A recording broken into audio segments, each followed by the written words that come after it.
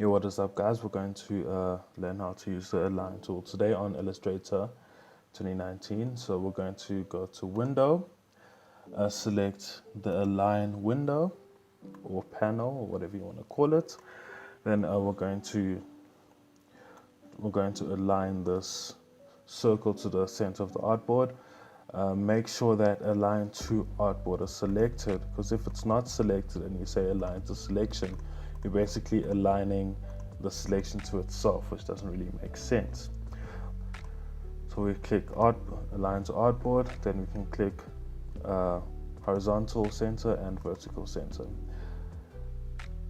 Now for our second activity, we're going to align this smaller circle here within that circle or around that circle. So what we do is select both circles, then make sure Align to Key Object is selected. You notice that the smaller circle is highlighted. We can click this bigger circle so that the smaller circle aligns to this bigger circle. So when we click Horizontal Align Center, notice how it aligns to the center of that circle. We can click left, right. Let's go back to center. Then we can click Vertical Align Center. Notice how it's right in the middle. We can align it around the circle, which is pretty cool. Bring it back to the center. And now for our third activity, we're going to make a row of circles. To get a perfect circle, just hold down Shift and drag out, and hold Option to copy, drag and copy. Use Shift to align it to the first circle, otherwise it will just be floating in free space. To align it, drop it, and then you can select Command D to basically duplicate what we've just done. Highlight all of them, then you can click HorizontalDistribute Space, what that basically does is put an equal amount of space between each object. This aligns to the center of the artboard. And then in order to align these horizontal circles vertically, what we're going to do is, well, the easiest way actually will be to rotate it to the vertical axis or y-axis. But another way, which is the longer way, but I'm just teaching you how to use the Align tool, will be to align all these circles to the center and then use the vertical distribute space, which basically puts an equal amount of space between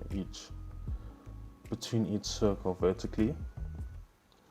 And then another way to let's say we wanted to align these, bring all of these circles together. Let's say we wanted to shoot these circles outward this way.